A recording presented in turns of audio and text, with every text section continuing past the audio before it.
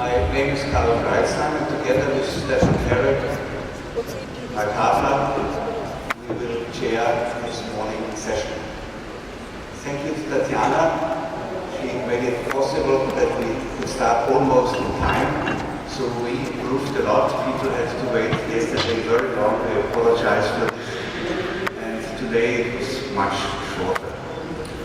So I almost at all the APIMONDIA meetings have the privilege to give the first talk in the morning, so I always face this kind of problems.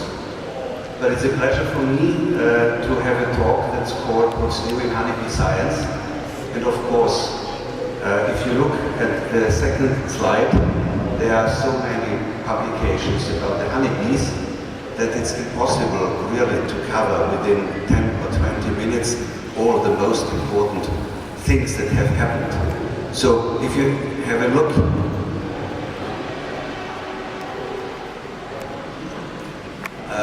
we have a steadily increase over the past decades, and if you consider that this is August, we will end up about here.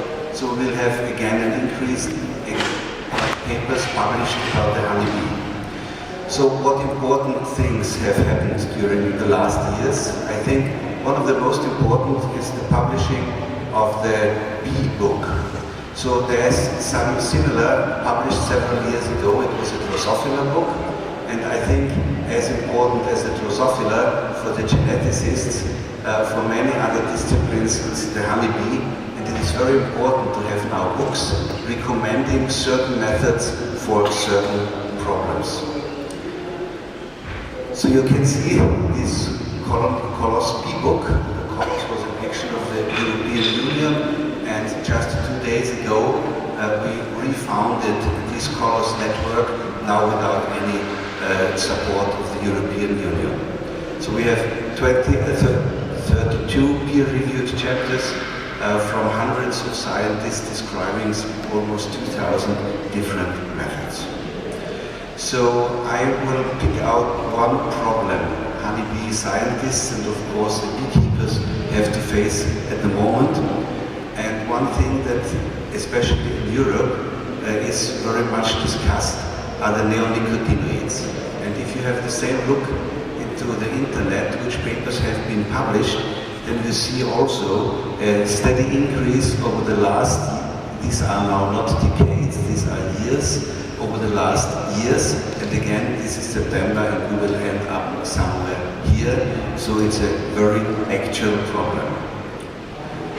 I do not want to go too much into detail, but it's a substance that is causing the cells not to maintain homeostasis, so if they are under the influence of those substances, the cells die and finally the animals die. Of course, insecticides are designed to kill insects, but they should be as harmless for the honeybee as they could be.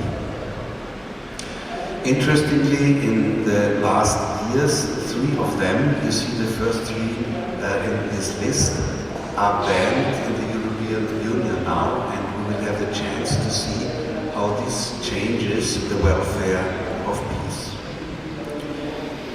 In the discussions, we have different stakeholders. On the one hand, it's the farmers, it's the agrochemical industry, and it's the beekeepers, and they both have very distinct interests how an insecticide should work. And of course, I put it in a smaller kind of lettering because there is no economic power behind, although the ecologists, as I will show you, that those substances have also influence to the bumblebees and to other feral bees, are the ecologists, so it's the fourth parties, the party of the stakeholder. This is not a paper as the ones I'm going to show you. I don't know what's going on with my microphone. It's a paper from Creswell who made a meta-study about those neonicotinoids. And I don't want to go into detail with this figure, so if you look at this graph, you see that there is a certain concentration of those toxins either administered acute, it means a bee or a group of bee is receiving a certain amount of these toxins. Or if it's chronically, so for instance, if you find these substances in the pollen and the whole colony is nourishing from this pollen, so you have a chronic influence of these substances.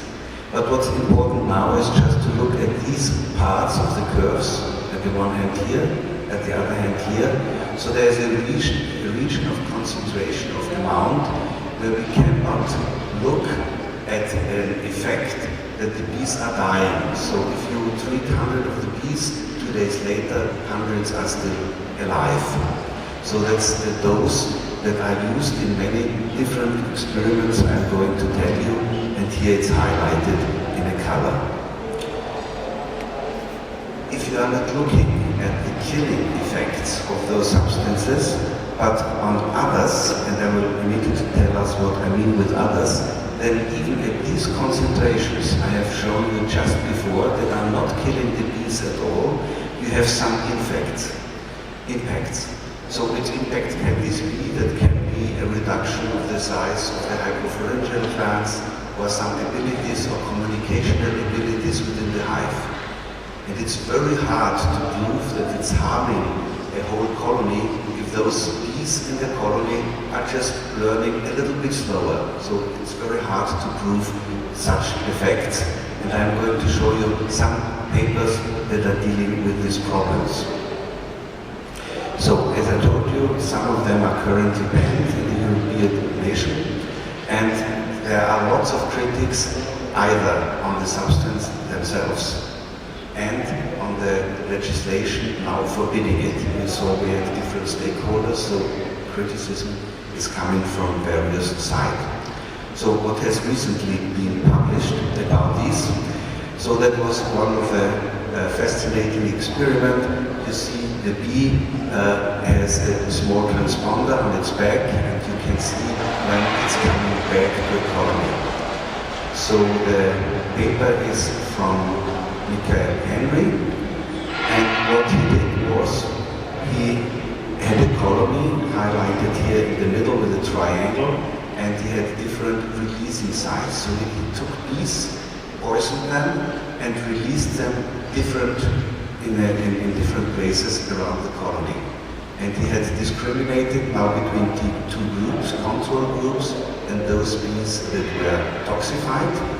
And they were released either in an area they know very well, or in an area they do not know very well. And the fascinating results, feeding them amounts of those substances that were not killing them. You see here on the axis the time they needed to, after the release, they needed to come back. And on the other axis here, you see the amount of bees coming back, and you always see the control bees are homing much better than the bees that has been toxified. And this is true for those that were released in a place they know, and those that were released in a place they did not know. So the impact on the colony is that just a little bit fewer amount of bees are coming home, and it takes them longer.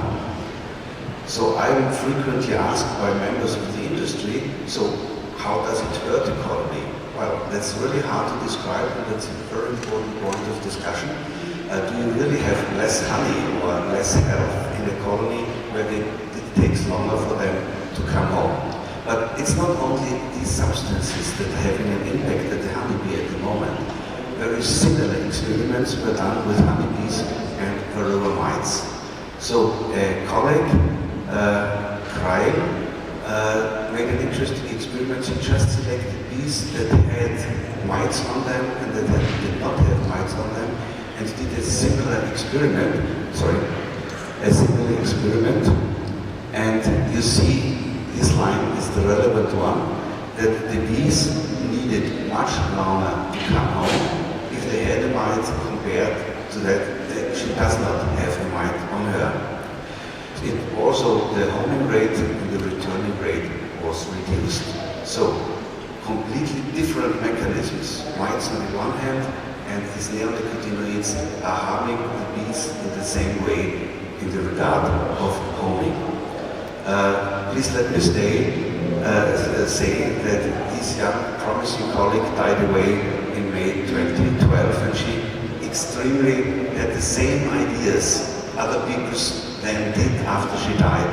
So I wanted to do this as a memory for her.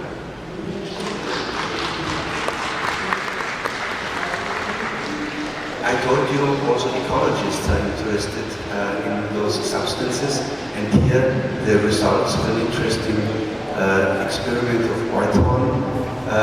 The colonies of bumblebees were toxified during the phase in the lab, you see here, that's the period indicated, and then they were put into the field, and those controls developed very well, so they increased in weight, that's the quality control of the bumblebee colony, and they increased, that's the second topic, in the offspring they had, so that means in the number of new queens they produced. So we have a control, sorry,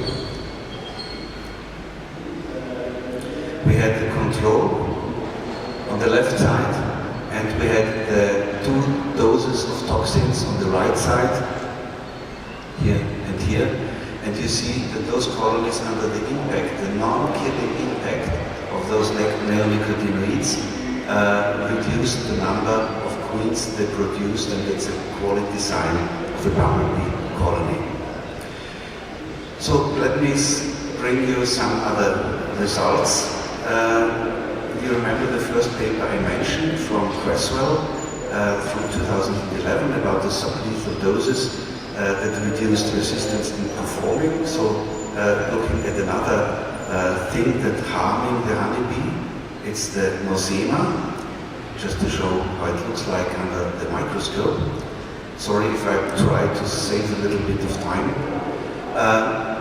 If you investigate how much they are suffering from those various toxins, so you can see in which plants these substances are used.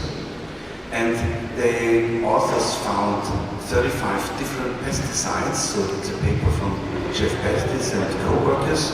They found 35 different pesticides in the United States, and they found several pesticides, at least 2, that were in a concentration in the colony that were actually killing bees. Something every beekeeper knows, if he has a queen that's a good queen and they had mated with many drones, that means you have many petri lines within the colony, and everybody knows those colonies are working much better. Recently, there was an investigation about the microbiotas, that means microbes that are beneficial for the bees, are much more diverse in the colonies that are genetically diverse, that means that are strong and that are good. So they have a greater microbial diversity in the gut, they have a reduced load of pathogens, and they have more putative, helpful bacteria in their gut. You all know that small colonies are very sensitive against diseases, and bigger colonies can stand those loads much better. So, but which other benefits do we have from big colonies? So I'm coming from the department where Karl von Frisch has worked, and he has encoded the dance language of the honeybee. And following these, there are many people also in my lab who are working with swarm technology and swarm intelligence. And the interesting thing is, in a colony, if you have many more bees than in a small colony, you have more bees that are knowing about certain places and that are able to inform other bees about the places where they can collect food. And there was now a Donaldson-Mateki paper that's showing that you really can prove this, that the bigger colonies are really able to have more members that know more as individuals, and that results in a fast start of foraging activity of those colonies. in a very, very fast communication just because of the big number of the bees and in massive parallel foraging. So they have many different food sources. Let me come to my last paper. It's by Randall and Tom Seeley. He said, or he showed, the swarm size has an effect on the growth. That means contents, brood produced and food stored, and the weight gain and the survival of the mother queen colonies. So there's an optimization within a honeybee colony, how many bees are leaving the hive with the old mother and how much are staying. And if this balance is perfect, this colony, both groups of them, are doing very well. But the last papers do not report unexpected things. So every beekeepers would have expected the results I have been presenting. But what I want to point out in the talk at this meeting is what everyone knows, having a strong colony, having a colony with enough battery lines, and having a colony with much reserves, you will have the best, the most healthiest colony. But now let me come to an end, to one of the highlights of this conference. Dr. Page will be the next speaker. He had made his PhD in the University of California and is now working in Arizona. And I started my introduction with a book, the Honeybee Bee book, and there's a second book written by Rob Page, and it's the spirit of the hive. I don't know if you're going to refer to this book. The stage is yours.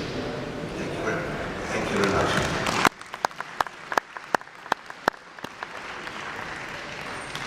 Thank you, Karl. And no, I'm not going to be referring to the book, but I am going to be talking about work that I've been doing for the last 30 years, and that has to do with breeding honeybees. First of all, I would like to thank Karl and the organizing committee for inviting me to attend this wonderful meeting. It's always great to see the size and the scope of APIMONDIA. It's very, very impressive. And I have to figure out how to work it. I think that must be go forward. Nope, that's go backwards. Nope. I think I need my talk. Yes.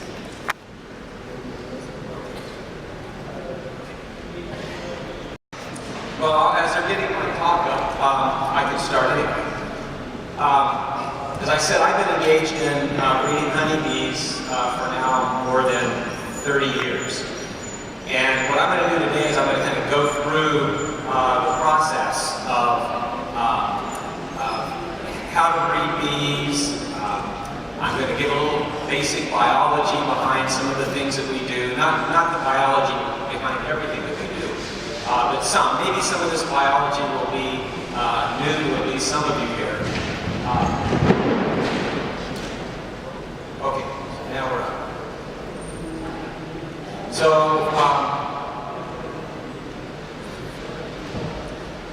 this isn't the talk that I turned in, but that's okay. I can use this one too, but it isn't the one that I actually turned in. This is the one that was the original. No, that's okay. Well, I'll do this. Okay, so why breed bees? First of all, people breed bees for different purposes. To increase honey production, improve overwintering ability, decrease defensive behavior, reduce swarming, etc., etc. A lot of it just comes down to personal reasons, for the kinds of things, the characters that you particularly want to improve with respect to your bees. But it's important to distinguish between breeding and queen rearing. They're two separate things. Breeding bees is actually selecting parents on the basis of a specific trait, making specific sets of crosses, controlling the matings, and making progress towards an objective of particular kinds of traits that you're breeding for. Whereas queen rearing is the rearing of queens, is the production of good, healthy queens that strengthen your colony and make your colonies better. Queen rearing is very important. Many people do queen rearing. but not that many people actually do queen breeding, so it's important to distinguish between them. So my good mentor and friend of many years, Harry Lightlaw, used to say that the most important part of a queen or a honeybee breeding program was rearing good queens. In fact, he believed that you could get 80% of the way towards having a more productive and better colony just by producing good queens. And then the genetic parts of it come on top of that afterwards. So you're going to get 80% of the way there just by producing good queens. The other 20% would be the selection for those additional characters that you want to have in your bees. So there are two principles, actually there's three. My new slide that didn't come up here has three principles. There's three principles of queen rearing. The first is to establish your colony in a way that stimulates the production of queens. So you want to have a good cell builder, you want to prepare it properly. The second is to provide lots of nurse bees, because the nurse bees are going to be feeding those larvae, and they're very important to the development of those larvae, which I will show in a moment. And then after you produce your queens, you want to produce lots of drones. And I'll talk more about why it's important to have a lot of drones available in your mating yards where you're getting your queens mated after you produce them. We all know that there's three different phenotypes or types of bees in a colony. We have the drones, which are males, and then we have two types of females. We have the queens and we have the workers. All three of these phenotypes have the same genes, the same sets of genes. There are no specific genes that say make this a male, make this a female. And there's no specific set of genes that says make this a queen or make this a worker. The difference between the males and the females is how many sets of chromosomes you have. So a male bee, a drone, has one set of chromosomes that he inherited from his mother. He does not have any chromosomes from a father. So he just has what we call an M of one set. Whereas the female bees, the queens and the workers, have two sets of chromosomes. They inherit one set from their mother and one set from their father. But a worker and a queen have exactly the same sets of genes. So there's nothing that says be one or the other. The difference comes in the developmental processes that take place as a consequence of the feeding behavior of the nurse bees. And that's why the nurse bees are very important with respect to your cell builder when you're producing queen bees. Workers and queens are fed differentially, both with respect to the quality of the food that they're fed and the quantity and the timing. So they have different feeding programs that are fed to them by the nurse bees. The nurse bees that feed queens and workers are the same bees. I did a study many years ago that showed that a nurse bee can feed a queen in 1 minute and turn around and go feed a worker larva in the next. So they're getting the same food. Both workers and queens are fed royal jelly. It's the same proteinaceous protein substances that are produced by the hypopharyngeal glands that are fed to the queens and the workers. The major difference between what they're fed is in the sugar content. Queen honeybees are fed throughout their feeding life a higher concentration of sugar that is added to their food compared to the workers. Queens are fed ad lib all they can possibly eat for their whole life at about 12% sugar, somewhere around that. It varies with respect to the different papers you see.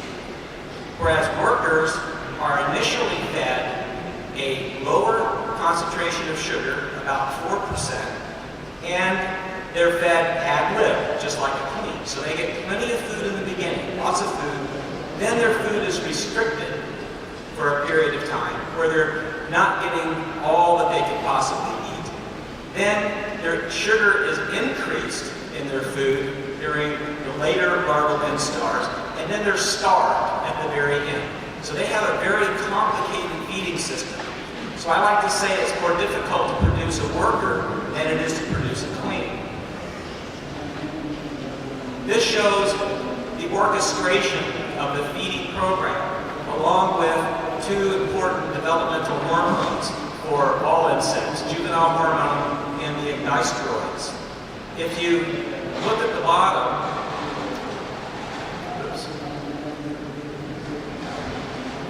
I have two lines. The top line is solid blue all the way across. The bottom line has four different colors: green, pink, yellowish, and gray. They represent the feeding programs for a queen versus the worker. The top one is solid blue all the way across. Queens are being fed basically the same food the whole time that they're developing. The bottom one is for the first 3.5 or so larval instars, the larval stages of development. The workers are fed ad lib, all they can eat, low sugar. In the pink section, they're actually being restricted in the amount of food they get, but it's still low sugar. Then followed by the yellow bar, which is where they increase the sugar concentration in the food in order to stimulate them to actually molt. If they don't get the increase in sugar, they die. And then at the very end, the gray part is when they're being starved. The cell got capped and the larva is starved at that point.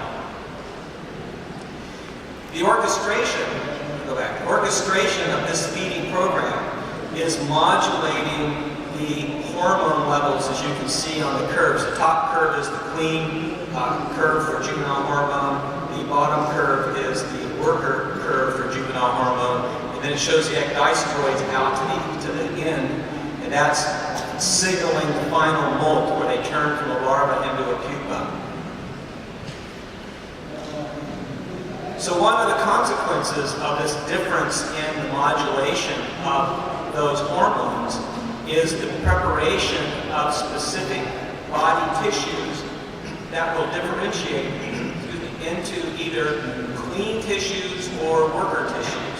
So these hormones over this development period are setting up those tissues so that that final molt, they'll differentiate into having more ovaries, or ovarioles as opposed to fewer, the notched mandible, the lack of a sting, the lack of the corbicula, all those traits that make workers and queens different are set up by these hormonal differences during development.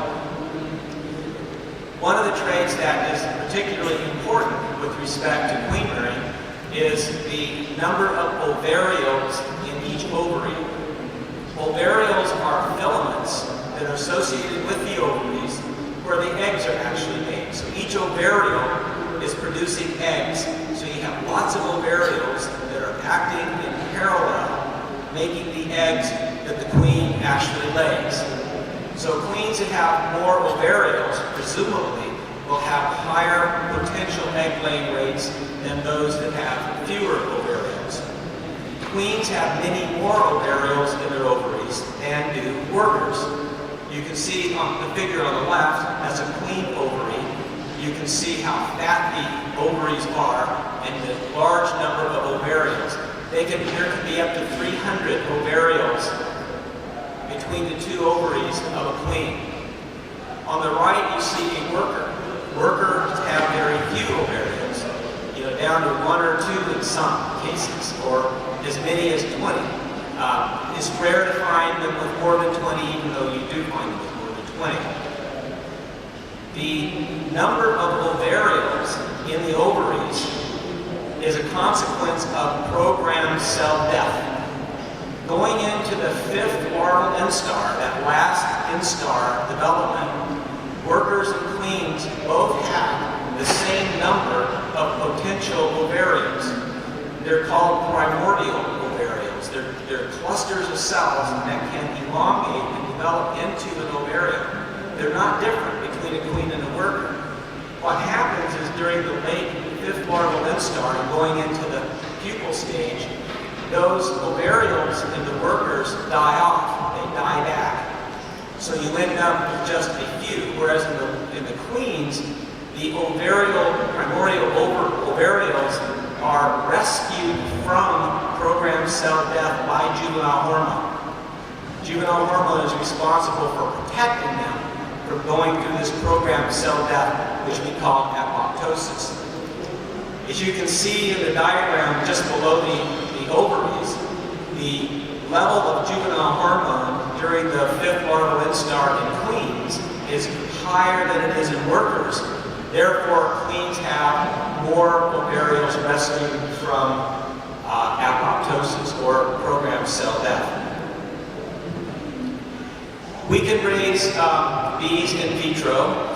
Osman Kaftanoglu, who will be speaking this afternoon, he works at ASU along with me, and he's developed some in vitro rearing techniques where we've actually explored the consequences of changing that feeding program. Remember the very complex feeding program of a worker versus the very simple feeding program of a queen.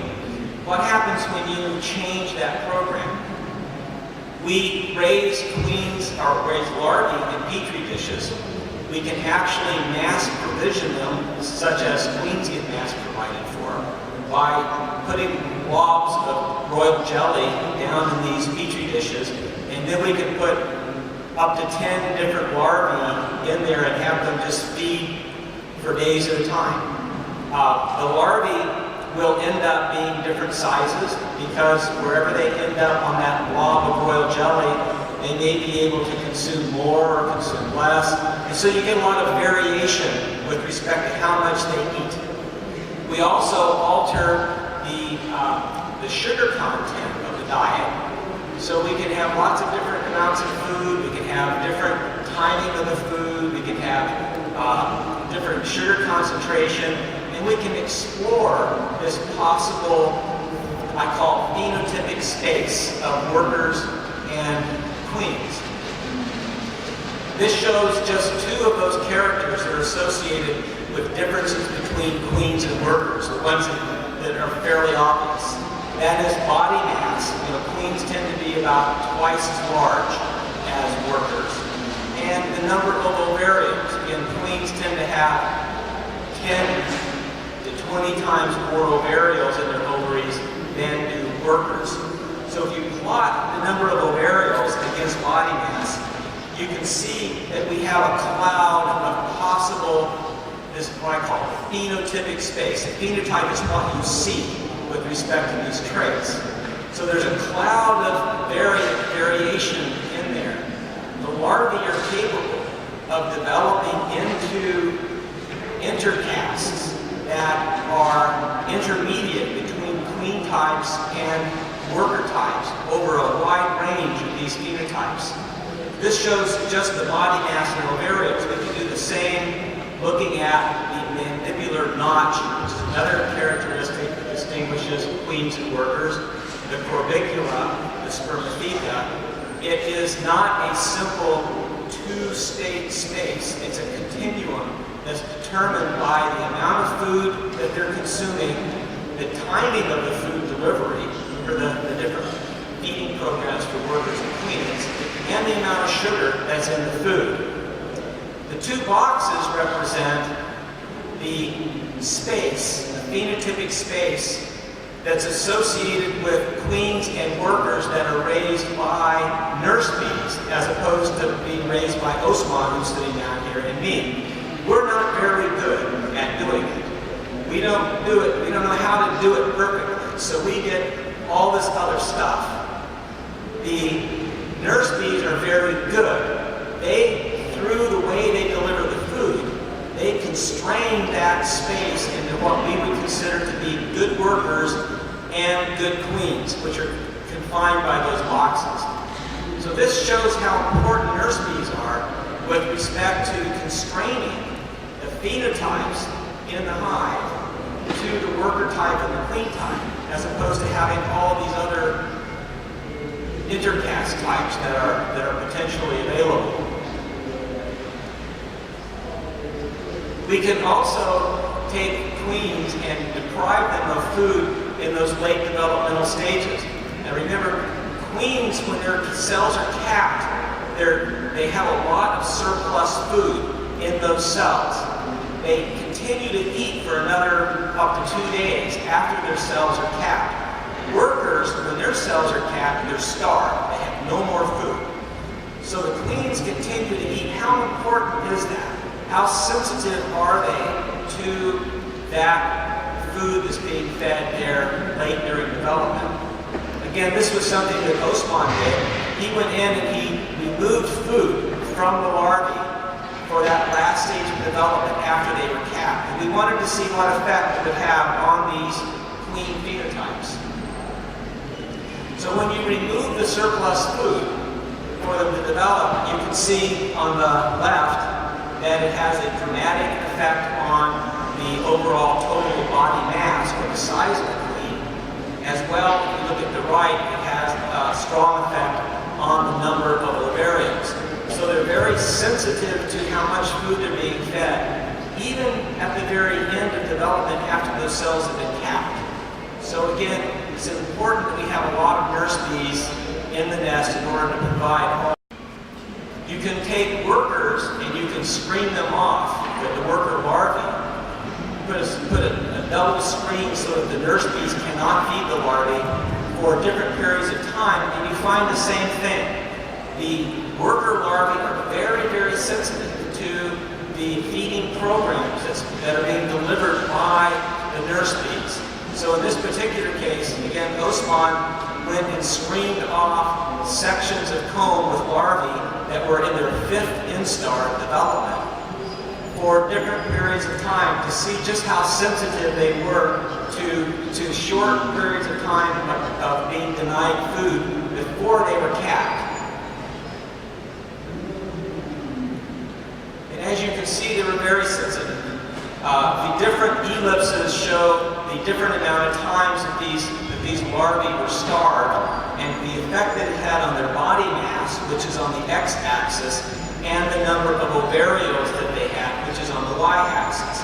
So the big blue one, that's the controls. Those were the larvae that were not starved at all. Then as you move from right to left, you can see that the body mass goes down, the number of ovarials go down as they were starved for 12 hours, 15 hours, or 18 hours.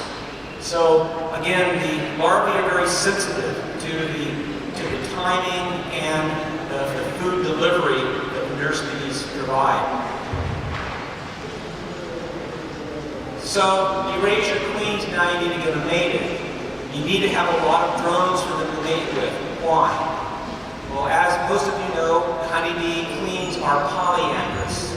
That means that they mate with a lot of males. The estimates of the number of times queens mate vary up to 30 or whatever. But clearly, the average times of matings across most studies is somewhere in the area of 10 to 20. So the queen, shortly after she emerges as an adult, takes a series of mating flights where she flies through the air to different drone congregating areas, so they locate the drones, where drones then will chase through the air and find the queens, and they will mate with the queen while in flight. This is the picture here. You see a male is mounting a queen. He inserts his ediegus, that's an insect name for a penis. He gets paralyzed, he falls backwards. It breaks off at the end of her ediegus remains inside of the queen, and then another male mounts her and mates with her, and this goes on in rapid succession. Now, those of you who know Gudrun Kerniger, you can see that picture of her, and this picture was done, or this film was done quite a few years ago, and I thank her for letting me use it. There she is.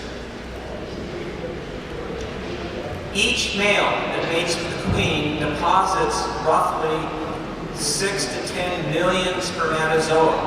The spermatozoa go into the oviducts of the queen. Whoops, back again. Into the oviducts of the queen, which I can't quite show here, but they're big, white sausage-like objects here. So that's stuffed full of sperm from many different males. And the spermatheca of the queen, which is located, I can't see it there, but I think it's in here. I can't see from here. But anyway, the spermatheca is much smaller. The spermatheca will hold a total of about 5 or 6 million spermatozoa, about the amount, or less than the amount that one male delivers. So one male can produce twice as many sperm as the queen needs and will store. So if she just mates with 10 males, she might get 20 times the amount of sperm she needs. So she's getting a huge amount of sperm. The sperm goes into those oviducts and then is processed. And as it's processed, after she returns for mating flight, those sperm are effectively mixed. So she has a mechanism for mixing up the sperm of all those different males to ensure that not just one male filled up her entire spermatheca with his. So she's protecting against that happening. And the way it works is, if I can see here, so this is the rear end of the queen. The males come in and they deposit their sperm into the median oviduct. Then it gets pushed back into these lateral oviducts. And these lateral oviducts are distensible and fluted. That means they can expand greatly when they're filled up. It's kind of like you've seen some of these balloons that have these ridges on them. When you blow them up, they get really big. Well, that's what these oviducts are like. So So the sperm gets pushed back up into these oviducts. Then after she returns to the hive, she sits around for about 24 hours processing it. She squeezes her abdomen, she pulses it, squeezes down on these oviducts. And the oviducts also have a single layer of muscle tissue on them, so they're kind of contracting like this. And it squeezes the sperm of all these males backwards. And as the sperm comes down and passes the spermathecal duct, they have access to swim up and fill the spermatheca, which would be up here. Once it passes past the spermathecal duct, it can no longer get into the spermatheca. So it's like squeezing a tube of toothpaste, right? And as this stuff is squeezing by that spermathecal duct, it has access. So by regulating the rate that it goes past the spermathecal duct, she can effectively mix up or get representations of all the different males with which she mated. So she can get more genetic diversity in her offspring. That's my timeline. Oh, I'm doing well. I'll slow down. No chance. He said I could shorten it, so if I want to. Anyway, so polyandry, along with this sperm mixing mechanism that queen bees have, produces a lot of genetic diversity within a nest. And this is an experiment that Harry Laidlaw and I did years ago, where we took a queen and we mated her to 6 different males using instrumental insemination. And each male had a distinct genetic marker. And if you look at these, you probably can't see it very well on the screen, but these are 6 different workers that came from each of those different 6 males. And they were distinguished by the color of their integument, being either cordovan in color or being wild type or black. And they were distinguished by the color of their eyes. They were red, tan, and black eyes. So there's 6 distinct types that came from those 6 different males that she was inseminated with. The piles at the bottom represent groups of each of those different fathers, the workers derived from them, that emerged from the comb over a period of a few hours. So you can see that the sperm were effectively well mixed.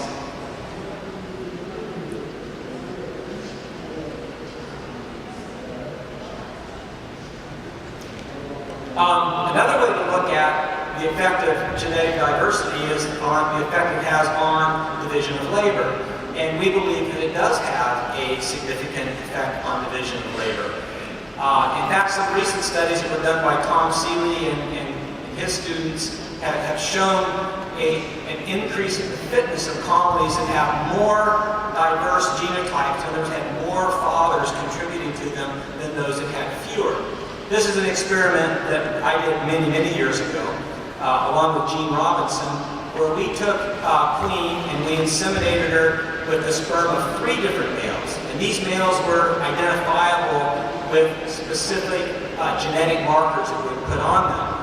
And then we collected workers in these colonies that were performing different tests, or different tasks. So across the bottom is GUNPS. That stands for guarding the entrance, undertaking, that's the removal of dead bodies from the nest, collecting nectar, collecting pollen, and the last one is scouting from a swarm. So these are the bees that perform the scouting tasks, looking for new home sites when the colony has swarmed. The width of each bar is the proportional representation of bees from those 3 different subfamilies derived, or patrolines, derived from the 3 different fathers in the colony that participated in those particular tasks. So for instance, the bottom patroline, as we call the descendants of a single father within a colony, were much more likely to be guarding the entrance than were the other 2. The undertaking tasks, the middle one was the most likely to be engaged in. They were about equal in their likelihood to collect nectar. The top one was much more likely to be collecting pollen, and the bottom one much more likely to be a scout and a swarm. So this is showing that there is an effect of division of labor.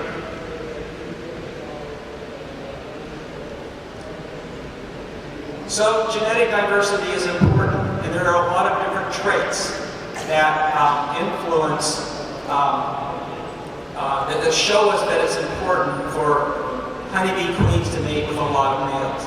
They fly great distances to mate in order to avoid inbreeding. They mate with a large number of males. They have mechanisms to ensure sperm mixing. They have a high recombination rate. That's when chromosomes align during meiosis to make egg and sperm gametes. They recombine, they break apart and recombine with each other to produce additional genetic diversity. And the honeybee has the highest rate of recombination of any animal studied to date, 20 times greater than it is in us, in humans.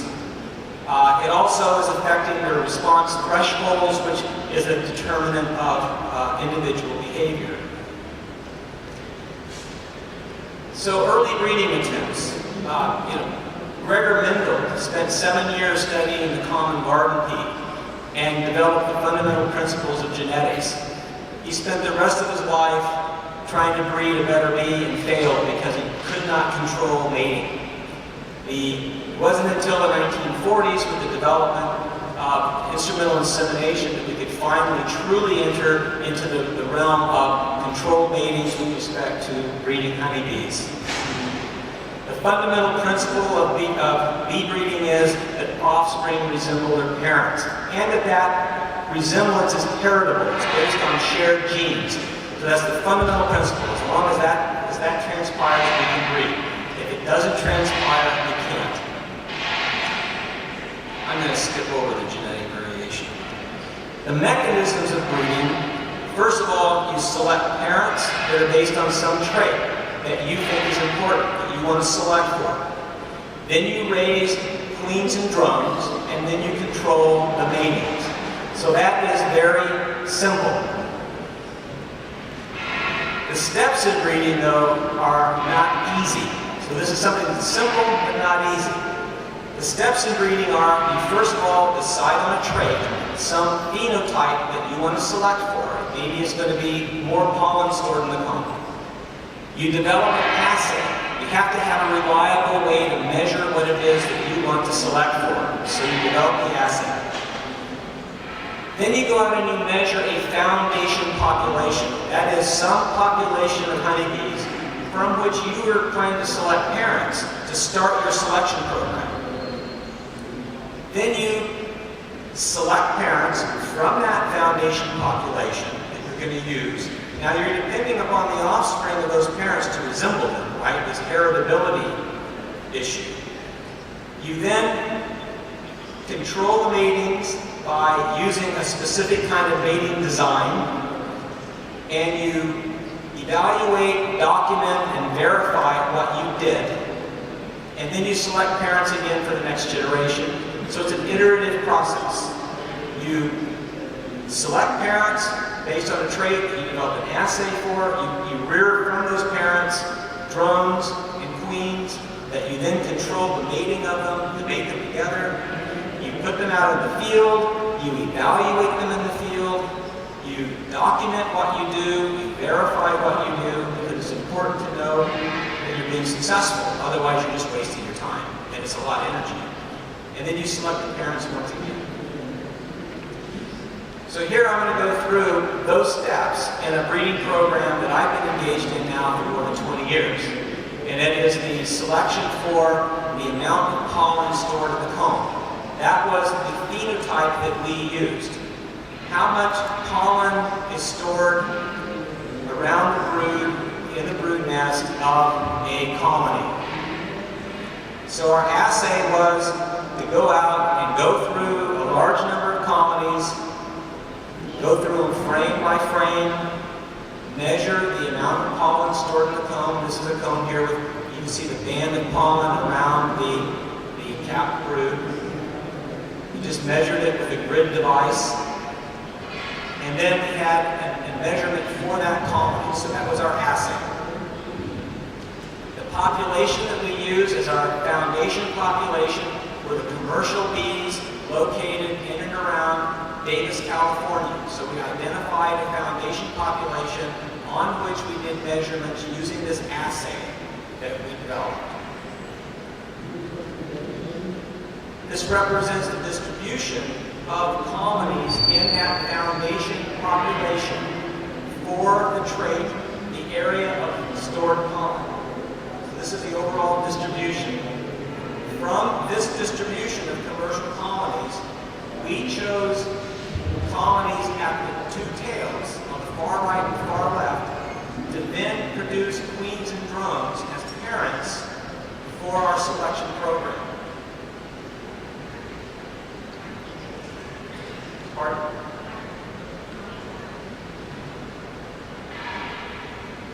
Can you still hear me in the back? Okay. This was our mating design. There's many different kinds of mating designs. And Harry Laidlaw and I wrote a book. And in it, we've got like 20 different schemes for the kind of mating. You pick the scheme that fits your needs. But ours, the particular one we used, was what we call the circular mating scheme. So we stuck to that particular mating design. And this shows the crosses that made our high strain. Those are the ones that stored a lot of pollen in the comb. We control mating using instrumental insemination. You can control matings if you can actually find some isolated areas where you can move a lot of drones in, let the queens fly, and have them not be mating with drones that are not the ones that you want them to mate with. But instrumental insemination usually works best to learn to control. We propagated colonies each generation, so these colonies represent daughters from those selected parents from the foundation population. So we put out a number of daughter colonies. We then assayed them. We measured them using our assay. So we evaluated. This shows a comb from one of our high pollen hoarding colonies. You can see we have a dramatic phenotypic response to our selection. We documented our results each generation. The top line are our high strains for the amount of pollen stored in the comb. That's the average of our high strain versus the low strain average in the bottom. Then we verified. So we're doing this selection with our high strain and our low strain. We really want to know how our high and low strains are performing relative to the other commercial bees. So we went back to the foundation population that we selected from, and we compared our high and low strain bees to the bees from our commercial foundation population, and we found that the foundation population was actually intermediate between the two. So we were actually successful in selecting in both directions with respect to this particular trait. One of the things that happens when you do selection is you get a lot of correlated characters. So you're selecting on one thing, but a lot of other things change because the genes as well. I say it's like squeezing a balloon, and you're squeezing it in the middle and it pops out on both ends. So there's always these correlated traits that are associated with anything. Sometimes those correlated traits are good and help you. Sometimes those correlated traits are not good. So you have to be aware of the correlation of these traits as you're doing your selection program. So I depict it like this. So you have the correlated traits at the top. That was my selection program and all the different things that we measured that changed along with our selection for the amount of pollen stored in the comb. And then on the lower hand side, that's a dog. It's made from a balloon. So you can squeeze it, you can twist it, you can turn it into something that's different. something you have to continue to do forever. It's not like you just simply select and you have what you want and now you stop. Because the minute you stop your selection, it's going to go right back to looking like the bloom that it started with. So you have to continue to apply. So selecting improved stock is not a goal. It's a process. You never really get there. You're always working towards it. Thank you.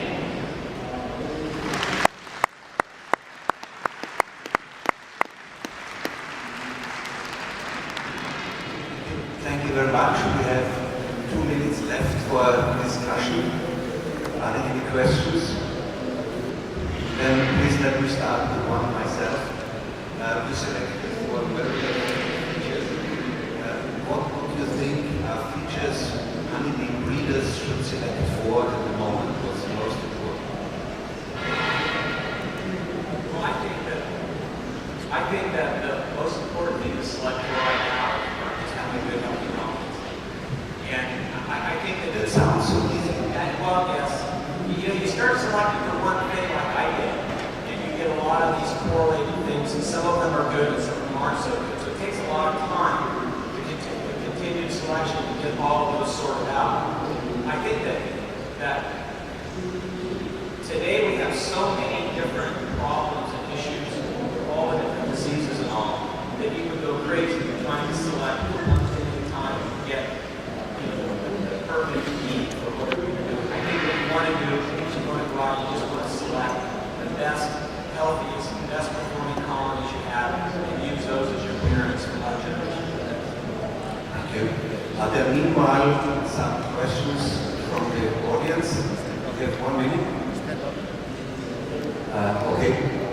In Capensis bees, is it the workers altering the sugar content, or is it something in the metabolism of the larva? Because they can not... Right. In the Capensis bee. It's working? No. Okay, I'll just say a little bit louder, I can hear you, and then I'll just... You can repeat. Yes. In Capensis, yes. they are not available. Right. Is it because of that?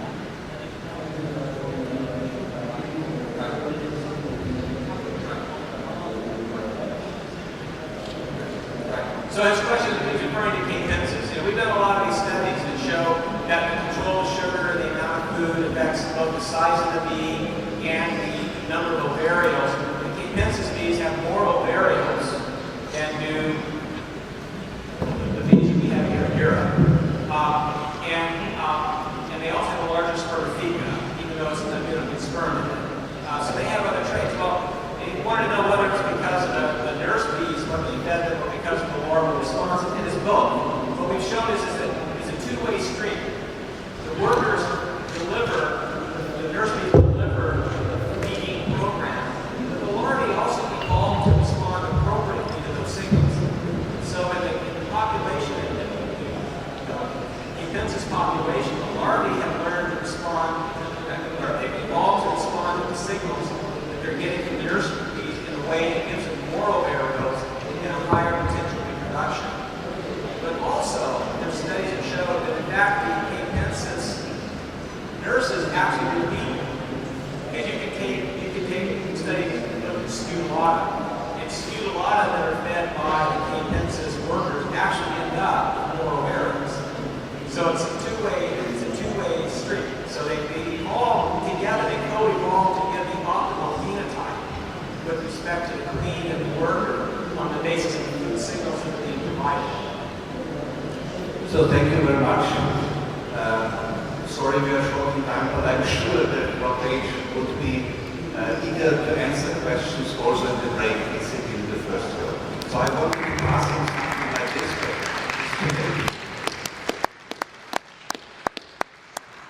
So the next speaker is Wolfgang Schuehly from Austria. And the talk is about does immune priming of honeybee queens lead to increased resistance of offspring?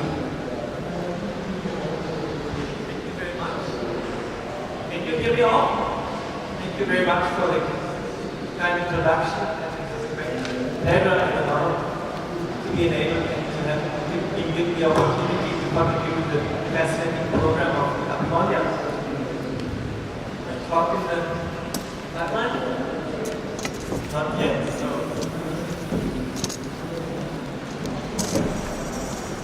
We'll be talking about the phenomenon of transgenerational immune priming in honeybees. This is a topic that had attended a great interest over the past decade, which started with fascinating experiments that were mainly performed in other social insects such as bumblebees. So ready for the slide?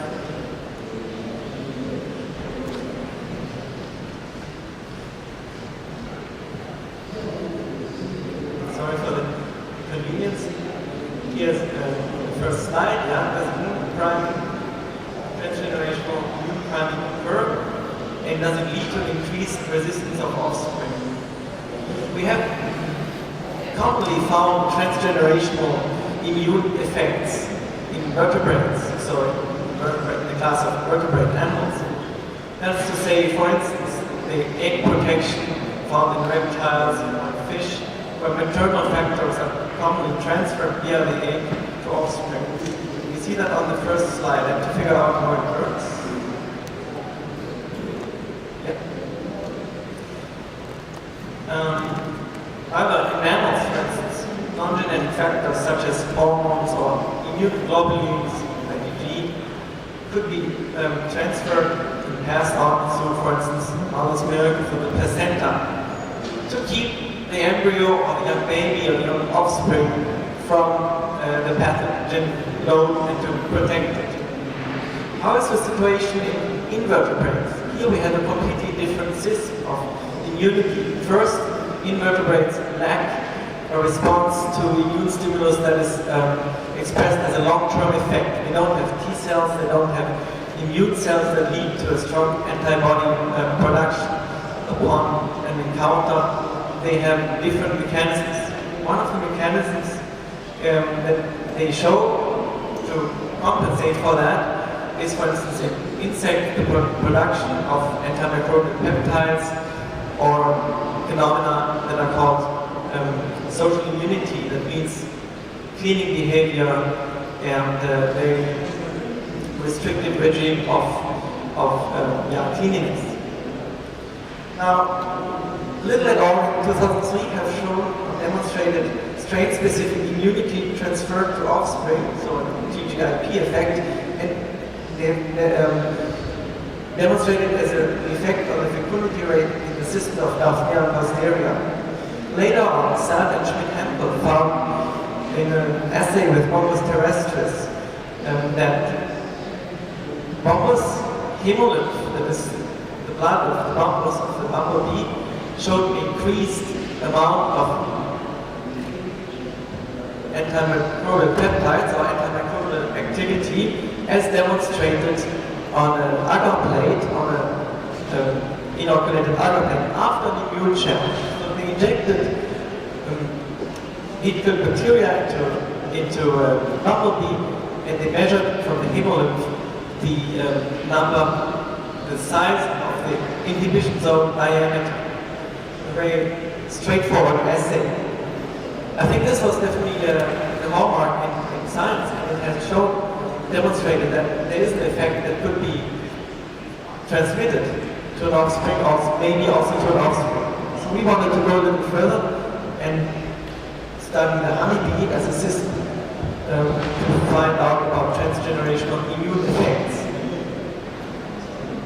What is the situation in the honeybee colony? We have a high level of physical contact. You know that temperature homeostasis at 36 degrees requires mechanisms for protection against bacterial growth, because that's an ideal environment for bacteria to grow. Then we have also minimal environmental changes. We stay together, they don't, except for the flight, they don't go to other places. We have a strong investment in brood care, which also makes necessary that a lot of physical contacts during these copious amount of physical contacts, that we don't have bacterial contamination high number of clonal individuals, at least in some higher socialized insects. Now the offspring are exposed to similar pathogens, and they would benefit if the mother's immune experience could be transmitted to the offspring. So therefore, the adjustment of offspring phenotype to reduce their susceptibility to current infections would be a great initiative. Please excuse the interruption. I was just told by the technique that if the English speaking is not well to be understood because of the noise in the other rooms, please in the next break try to get such a receiver. If you have it in your earphones, even if you're then listening to the English language, it might be better. I apologize. Thank you. I hope, please raise your hand if you can't understand what I'm talking. Now the experimental focus at our institute and our group was the system of Bacillus larvae, that is the causative agent of American foulbrood, and the honeybee. We have this as a study object because not only the disease is a very devastating one, it's a highly infectious disease with a great destructive potential, but also because the treatment of this disease in Europe at least is not possible through the usage of antibiotics. So the alternative ways should be opened at some point. You all know that this bacterium is a spore-forming bacterium that affects the larvae in a very young stage, in the first insta up to 48 hours old larvae. They become infected and they get killed by the bacterium. It eventually produces spores, and those spores are being transmitted upon the cleaning behavior of the worker bees from flower to flower. Flower visitations bring eventually disperse it to other hives and other colonies. So that's the dangerous thing about this bacterium, because it does not stay confined inside the hive.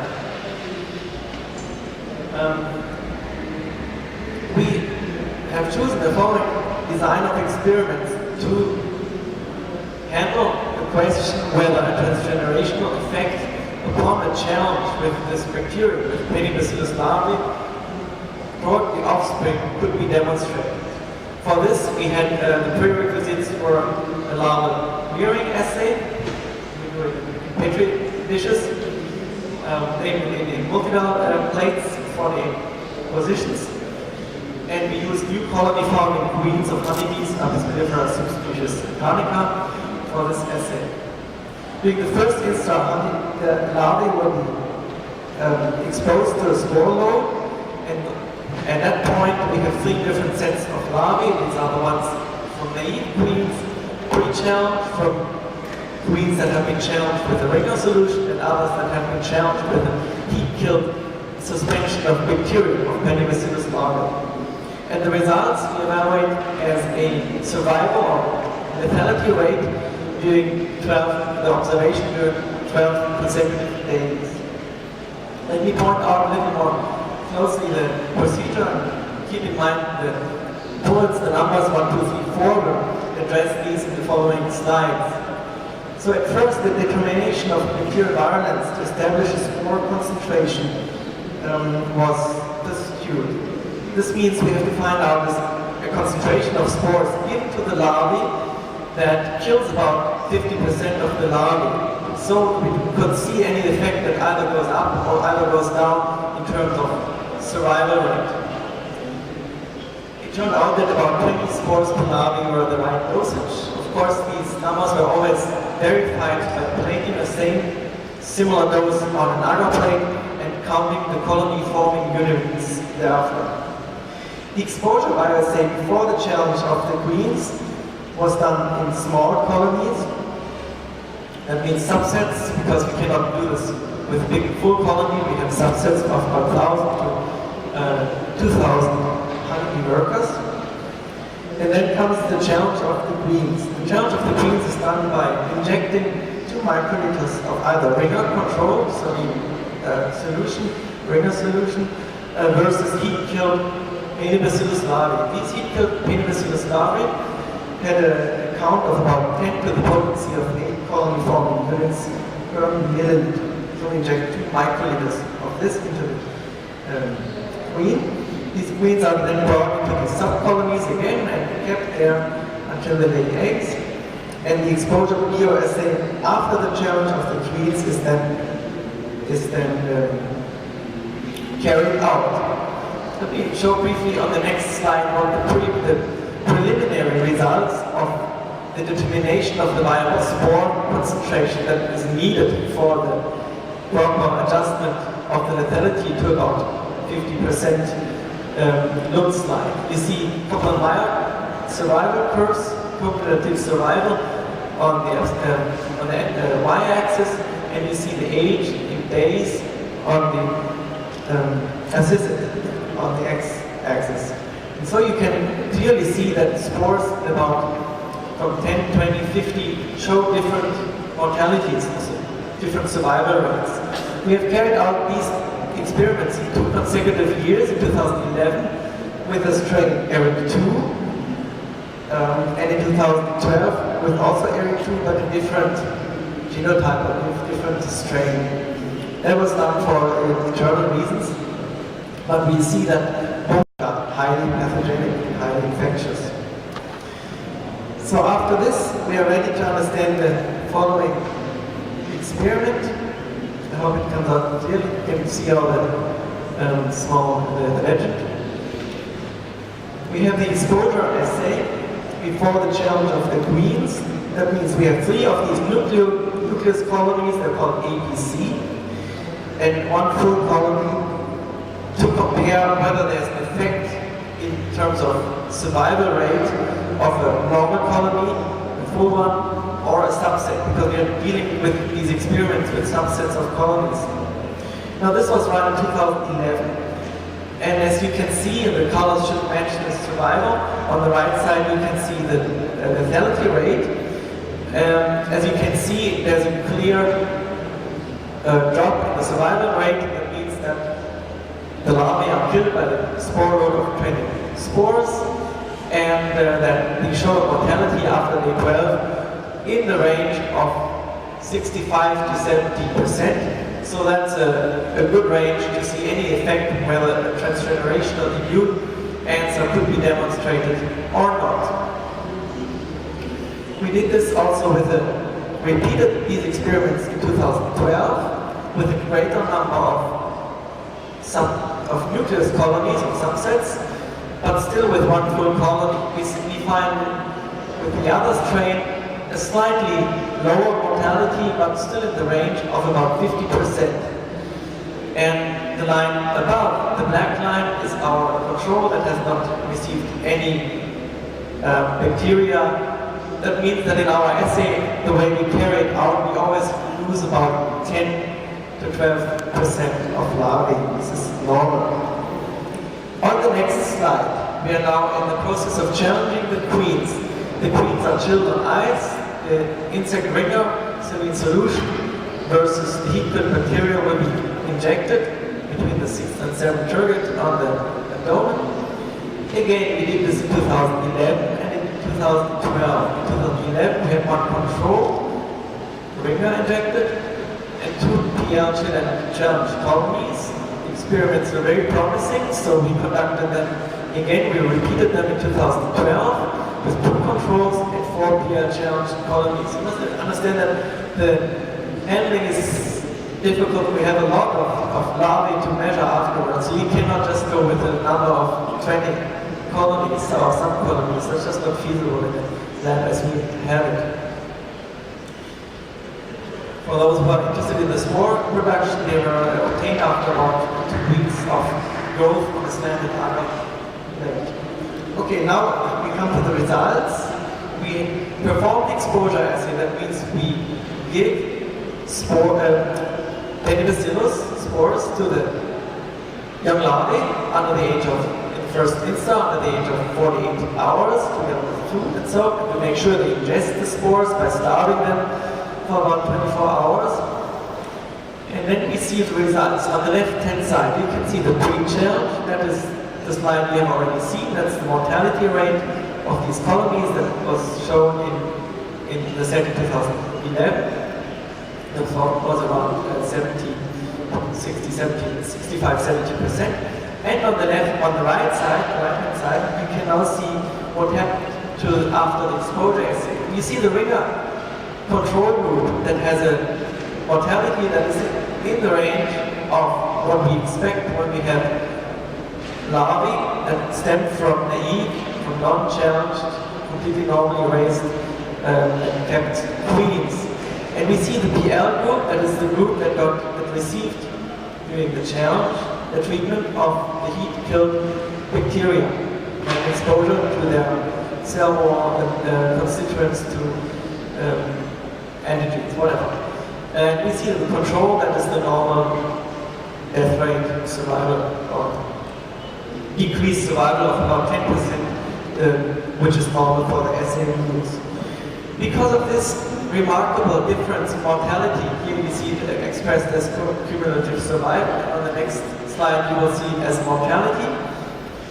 Again, pre-challenge blue ones, post-challenge ringer doesn't differ significantly from pre-challenge, and post-challenge Penicillus larvae significantly differs in mortality of the larvae. This was done for each of the queens, for 48 larvae, so that at least the number, the N of the animals was large enough. We repeated these encouraging experiments in 2012, and maybe I go briefly through this picture. You see on the left-hand side again what was the result of the challenge. Before the challenge, the lethality, and on the right-hand side you see again the ringer controls. We had two subsets with ringer control, and we have the PL challenge group that significantly has a reduced mortality, as we see on the next picture, the red one. This is showing the mortality of the post-challenge PL group, and you see the post-challenge ringer, saline solution, no effect. When we come to the conclusions, we've shown for the first time that there's an evidence of transgenerational immune priming in honeybees. There is a significant reduction of larval mortality after exposure and challenge of the queen to the strain. This is with the same strain carried out. We have an evaluation in offspring resistance to the infection as a direct biological effect. We're not measuring a parameter like AMP production or genetic something. We're measuring how long do the offspring survive, and a honeybee queen can modulate obviously the pathogen defense of its offspring immunity. I want to thank briefly all people from Graz, from our group. Great thanks go to Utze, who is very helpful in supporting us, and also to the Austrian Science Foundation, who enabled us financially to carry out the experience. Thank you very much.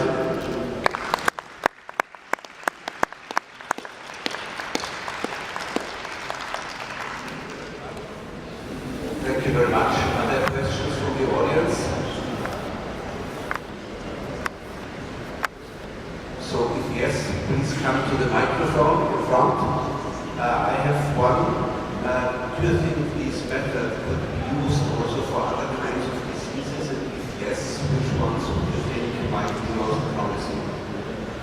Thanks for the question. I think that would be the most interesting question for experiments being pursued in the future, to see whether this kind of immunization or transgenerational effect could be shown and demonstrated with other pathogens, for instance viruses, where you don't have really the possibility for treatment. And I think maybe eventually out of these experiments there might be the result that we understand a little bit better if and in which way a transgenerational effect on virus response immunity could be realized. Thank you. Are there questions from your side? I tried the microphone. Have you any experience in how long this effect will last? If it means one prime, does it last for the rest of the life, or other? Thank you very much for the question. This is due to the experiment design, we were not able to do this. This is because we cannot survive or make a small colony survive the winter. So you can probably see whether it carries in the next season. Or maybe at least over weeks. We're not able to study this effect, but we plan to modify our experiments accordingly. Another reason that we haven't carried this out is that you can only do once. You can take the single queen over midnight, or let's say sacrifices that you don't see the proteomics. So that's difficult for the experiment, and this would be a crucial question in order to address the long-term effects that are known in invertebrates, like immunization effects. Definitely. Thank you. Any other question? Yeah, there's one. Last one. Quick one.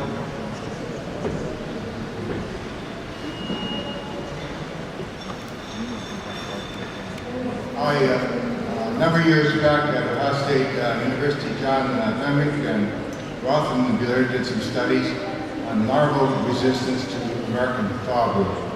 I understood they found lines that were the larvae were more resistant and less resistant. Did you try to study the larval variation, or did you just use one group of larvae from the same queen? We used cultivated queens. Can you speak louder, please? We used cultivated queens that were obtained from ourselves. There was no let's say, restriction on mating, or they were not geared towards having like single mated queens. That's very difficult. We could not obtain material. However, we wanted also to stay relatively close to nature, natural conditions with the experiments as carried out. But the question you raised is, first, Pinibacillus may have is of different infectivity, and that could be that different strains or types. And of course, the larval genetic donation has influence. We will talk afterwards. Great, thank you. Thank you very much. So I want to repeat my suggestion. So if also the English language is hard to understand, if you use those earphones, you can get them in the doors behind. I can promise you it's much better. Thank you. Then I ask.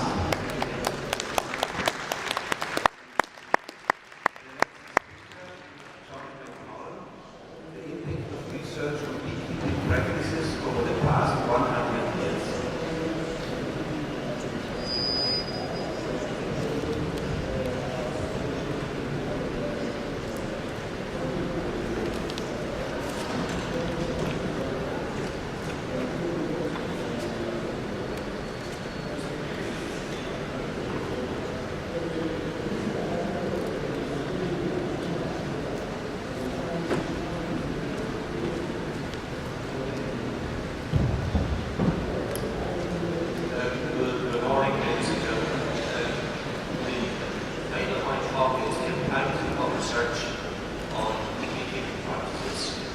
Over the past 100 years. Now, the study is in two parts. Firstly, to identify changes in beekeeping practice in the 100-year period due to research in the biological sciences. And secondly, to investigate the type of research work that has been undertaken. With the hope of getting some insights into the findings in the first part. Now, in the conclusions, I will also question some of the existing relationships and norms. To find the practices, identify the practices 100 years ago, my reference was Diggins, the Practical Bee Guide, a manual for modern beekeeping. It's a 1910 edition, and note the word modern in the title. Now this particular book, in a time of relatively low sales, all books sold over 76,000 copies, mainly in the English-speaking world. In the second part, in order to identify the research work undertaken, I chose papers over the last 10 years from the two major journals, scientific journals in this area, the Journal of Agricultural Research and also Epidemiology. I took a random sample of those papers, about 40%, representing 357 papers in all. In order to categorize the research, I used the OECD, the Organization for Economic and Cultural Development, used the 2002 edition of the commonly known as the Schuehly manual. Now that breaks down research into 5 categories. The member states use this. 2 categories. The first 2, 1 and 2, they are basic research, pure and oriented basic research. 3 and 4 then is the applied research, strategic and specific.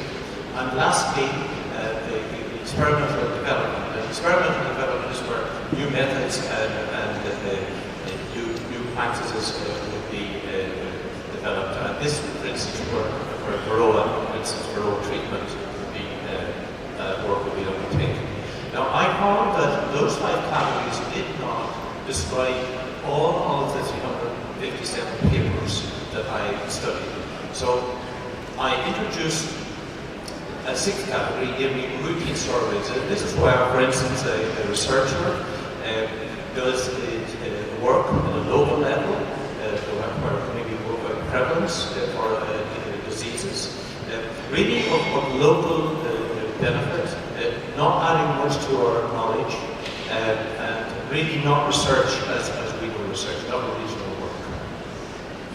Research disciplines, I broke into the 10 well-known areas: neurobiology, chemical cues, physiology, bee behavior, pathology, population, genetics, genomics, pollination, high products, and lastly, management systems.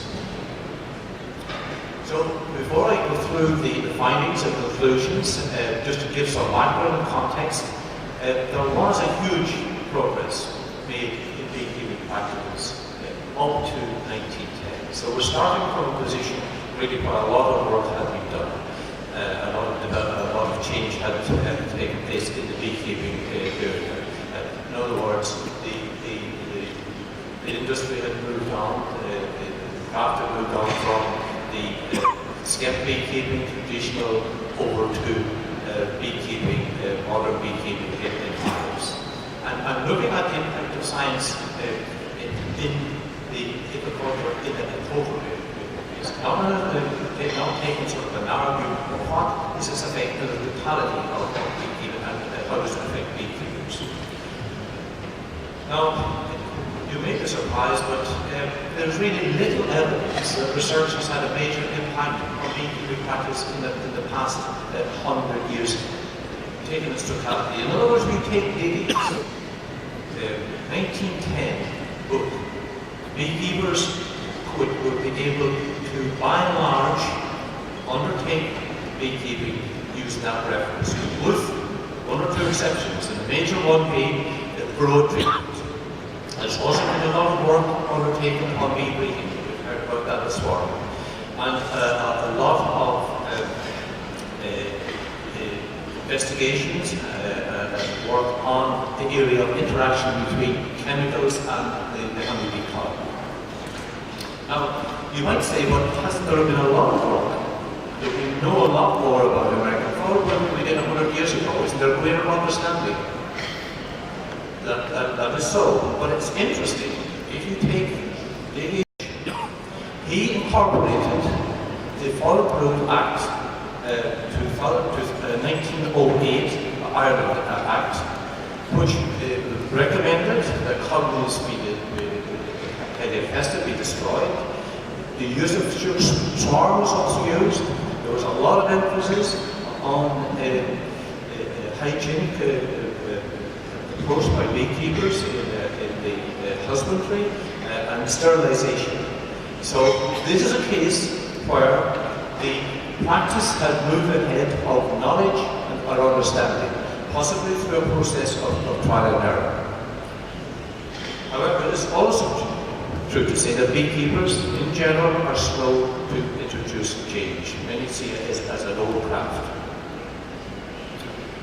There have been many, of course, benefits through the research that's been undertaken. There's a huge increase in our understanding of the honeybee.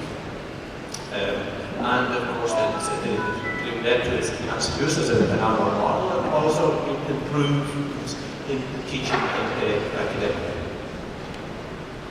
For the research categories, I used the 6 different categories to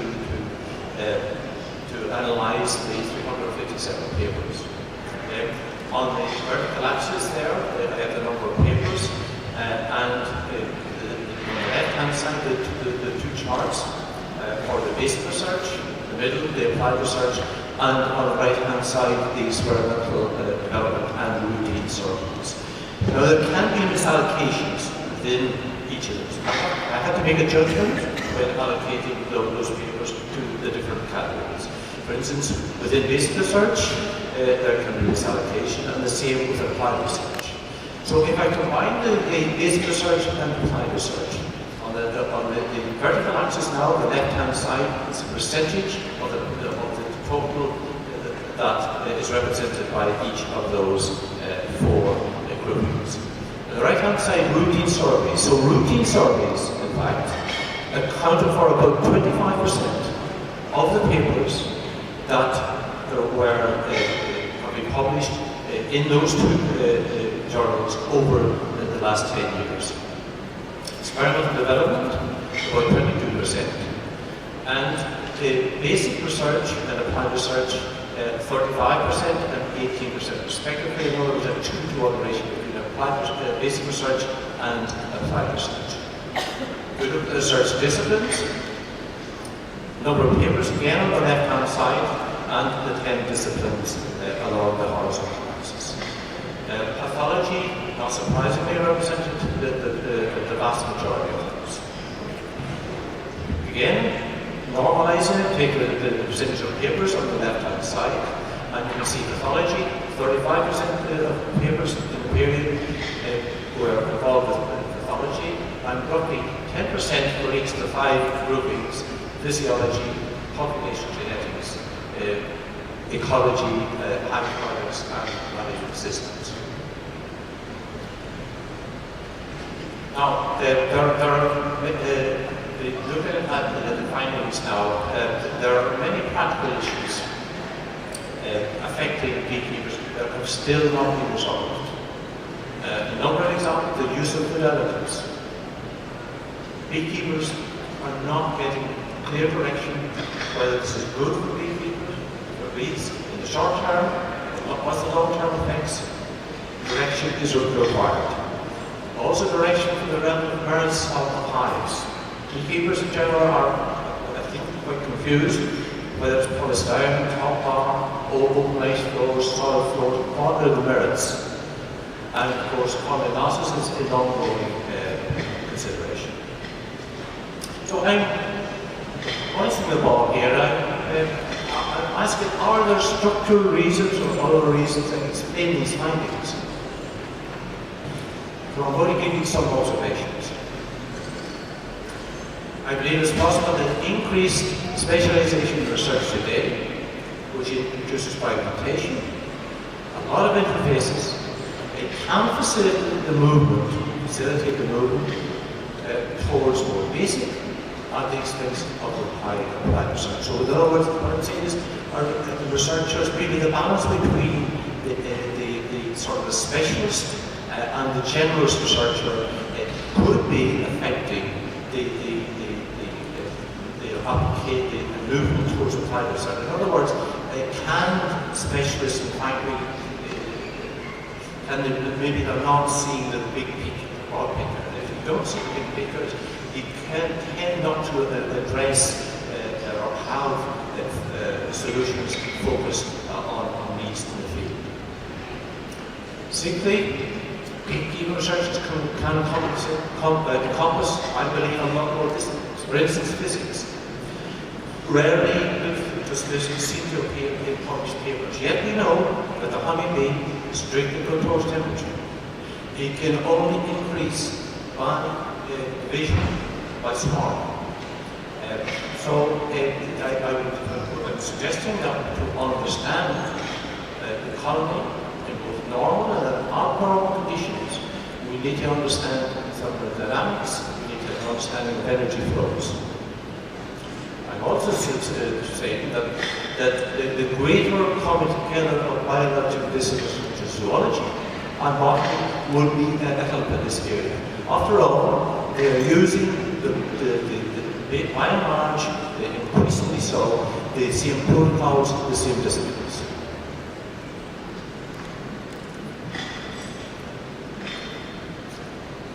Number 7, the beekeeping book, no doubt will make a major contribution to improving effectiveness and cooperation in research. This is a do things right approach. However, there's a stage before that, and that is do right things. So it's important that the right things are done, and then those things are done in the correct fashion. So it is critical that projects are selected. Project selection is critical, and it would benefit a lot from a wider consultation and an approach that would more closely involve the beekeeping community. Co-loss returns is a major first step in this direction. There would appear also to be a missing or a weak link between scientific findings and its dissemination to the beekeeping community. I think in Europe, this link is a lot weaker than in North America, where we have extension beekeeping, where beekeepers and I think researchers are a lot closer together. This is a very important personal channel to provide feedback. I'm also suggesting that authors should demonstrate uniqueness and potential benefits in submitting research. And maybe that editors of journals should require this to encourage increased relevance. And what I'm saying here is that maybe the last paragraph in the introduction to papers should be firmed up, and this to highlight this need.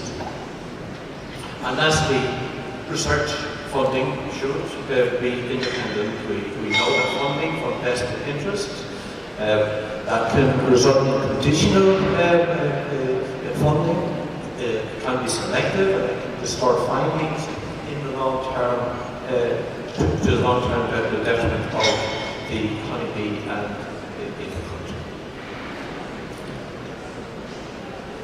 So thank you for your attention.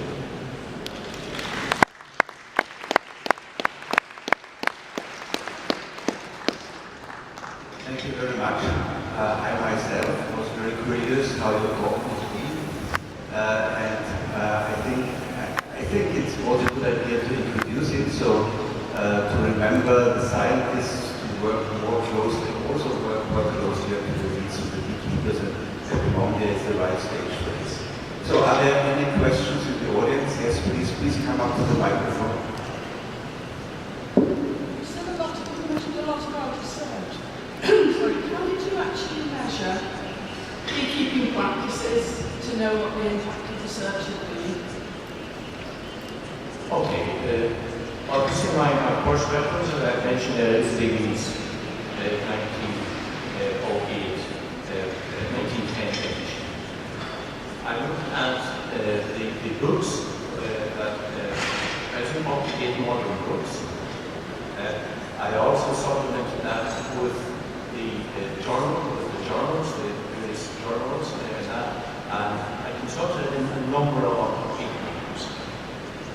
I agree that I haven't done as much work maybe in this area, but this is what I found, that this is not on a global basis a major change that there hasn't been a major change in a major impact on science, on the beekeepers' practices.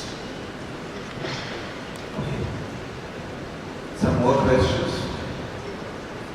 Then I say thank you to all the speakers of early morning. Thank you to all of you, and I hope we will meet again here in this hall at 11:20. Thank you very much.